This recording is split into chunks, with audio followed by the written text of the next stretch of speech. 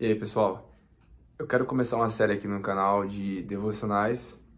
Não fazer toda semana necessariamente um devocional, mas fazer de maneira recorrente algumas conversas com vocês de coisas que eu tenho lido na Bíblia e que Deus tem falado comigo. O último vídeo foi sobre por que você deveria ler a Bíblia, né? Por que ler a Bíblia. E eu entendo que vai ser muito bom poder compartilhar com vocês algumas coisas aqui que eu tenho vivido e que fazem sentido com toda a minha abordagem aqui no canal, né? Tanto de corrida, quanto de desenvolvimento, de mentalidades, outros livros, né? Tudo isso acaba culminando nisso que eu acredito, que é no cristianismo, em Jesus. Então, eu quero compartilhar com vocês o devocional de hoje, um tema de onde está o seu coração. E para começar, eu quero ler uma passagem na Bíblia que é Mateus 6, do versículo 19, versículo 19 específico, né? Que diz assim: não acumulem para vocês tesouros na terra, onde a traça e a ferrugem destroem e onde os ladrões arrombam e furtam. Versículo 20. Mas acumulem para vocês tesouros nos céus, onde a traça e a ferrugem não destroem e onde os ladrões não arrombam nem furtam. 21. Pois onde estiver o seu tesouro, aí também estará o seu coração. E aí tem o comecinho do 22 diz, né? Os olhos são a candeia do corpo. Se os seus olhos forem bons, todo o seu corpo será cheio de luz. Mas se os seus olhos forem maus, todo o seu corpo será cheio de trevas. E aí Jesus continua falando, mas o que essa passagem, essa fala de Jesus traz na prática pra gente, né? Aqui Jesus está nos convidando a entender onde a gente tem depositado a nossa confiança, porque aquilo onde o seu coração está, onde está seu tesouro, né? Ali está seu coração. E Jesus não está falando aqui sobre que é errado você ter bens materiais, que é errado você acumular riquezas aqui, mas ele está falando, na verdade, de onde está o seu coração. Eu lembro muito daquela passagem daquele jovem que procura Jesus e diz, né? Jesus, eu honro meus pais, eu dou meu dízimo, vou na igreja, leio a Bíblia, não sei o que, né? Assim, parafraseando. E ele fala, o que falta para mim? E aí Jesus fala assim para ele, o que falta é você, se você faz tudo isso, vende tudo que você tem, todos os seus bens e me segue. E ali o jovem fala para Jesus, eu não posso fazer isso. Desculpa, mas isso para mim não dá. É claro que eu tô parafraseando bastante a história, mas é muito interessante pensar nisso, porque, na verdade, essa passagem, às vezes a gente pensa, essas duas passagens, né, que, nossa, o cristianismo então tá falando que é errado você ter bens materiais, que é errado você trabalhar, querer conquistar, que a gente tem que lutar contra essa natureza humana de lutar pelas coisas. Não, não é isso que ele tá falando. Mas essa passagem traz uma reflexão sobre onde você tem depositado o seu coração. Se tem depositado o seu coração em coisas humanas, naquilo que faz sentido racionalmente para você, ou você tem confiado nas suas decisões, os seus desejos, aquilo que você tem buscado em Deus, né? Você tem procurado entender de Deus o que Ele tem para você. E trazendo alguns passos práticos sobre esse tema, porque às vezes você fala assim, tá bom, André, beleza, você tá falando que eu não deveria ficar... eu não deveria ter meu coração no lugar errado, mas então, o que é ter o coração no lugar certo? E além disso, né? Como eu tenho o coração no lugar certo? E a base disso é ter um relacionamento com Jesus, um relacionamento com Deus, e é um relacionamento diário. E um ponto que a gente precisa entender sobre isso é que esse relacionamento diário com Deus, ele vai ser entediante, muitas das vezes. Você fala assim, nossa, André, como assim entediante, né? Mas é verdade. Muitas vezes, para você construir um relacionamento com Deus, né, você precisa ler a Bíblia. Você tem que ler a Bíblia, porque a Bíblia é a palavra de Deus e você precisa buscar esse relacionamento. Então, às vezes, você vai pegar esse livro aqui e às vezes você vai falar, cara, legal, muito bom, mas você fala, tá bom, fiz o de hoje, né, check. Mas tem dias onde você tem uma revelação e alguma coisa fala com você.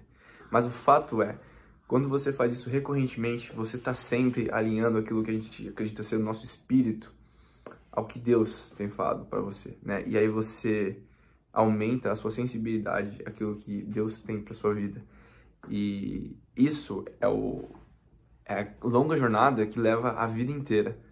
E por isso que muitas vezes é entediante. Eu já falei isso aqui em outros vídeos, mas se você parar para pensar, muitas coisas que você faz recorrentemente são entediantes. Muitas coisas que você tem que fazer todo dia, toda semana, periodicamente, Em alguma dessas vezes isso vai ser chato. Eu já trouxe esse exemplo da corrida, porque muitas vezes eu vou correr, eu tenho que fazer um treino específico e o treino é muito ruim.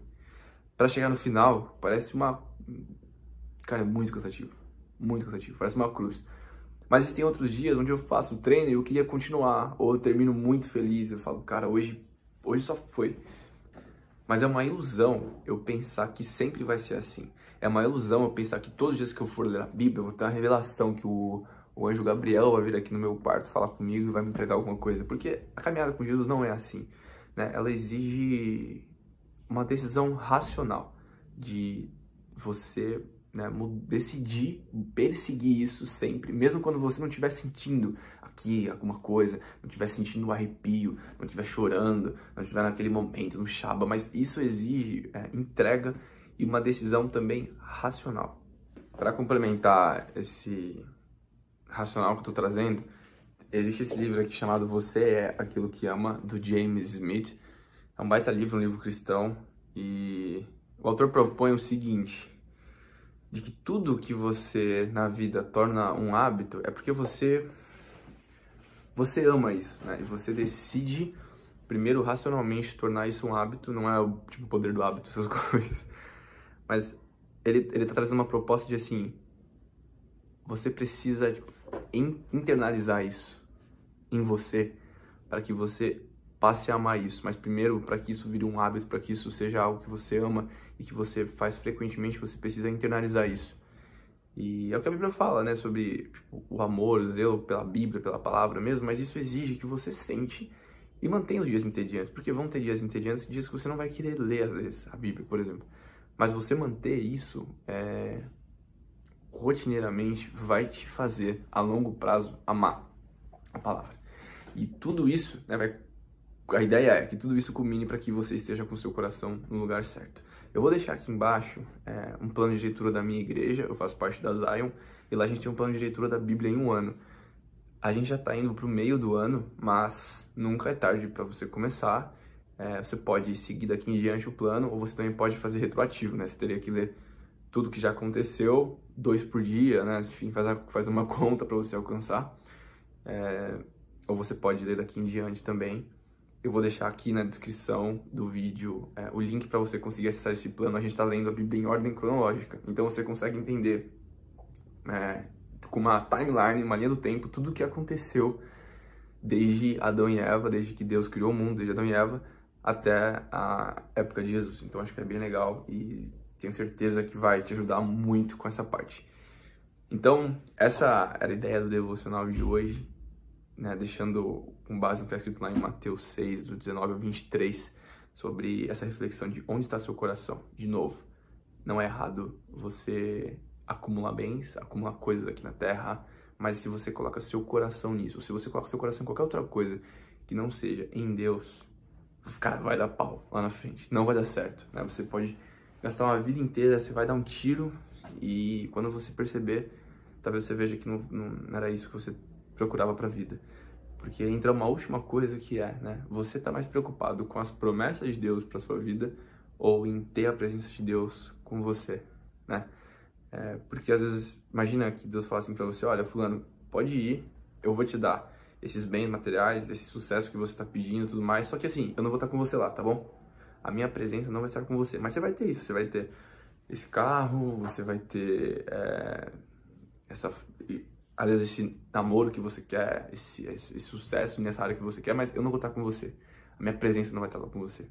Ou você pode escolher perseguir a minha presença e às vezes passar por momentos de deserto, por momentos de incerteza, momentos onde você não vai entender aqui, ó, racionalmente o que está acontecendo, mas você vai ter a minha presença sempre com você e você vai estar caminhando para onde eu quero, para o lugar onde eu desenhei para você, para o plano que eu estou propondo para sua vida. É muito mais difícil, obviamente, seguir essa segunda opção.